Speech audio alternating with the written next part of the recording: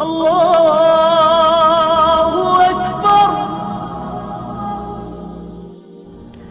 بسم اللہ الرحمن الرحیم۔ السلام علیکم ورحمۃ اللہ وبرکاتہ۔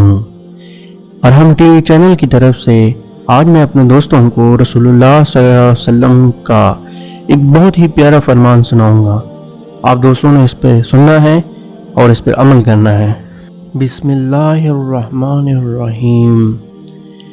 حضرت سیدنا جابر رضی اللہ عنہ سے روایات ہے کہ حضور صلی اللہ علیہ وسلم نے ارشاد فرمایا، جو وصیت کر کے دنیا سے رخصت ہوا وہ سیدھے راستے اور سنت پر مرا اور تقوی اور شہادت پر مرا اور مغفرت یافتہ ہو کر فوت ہوا۔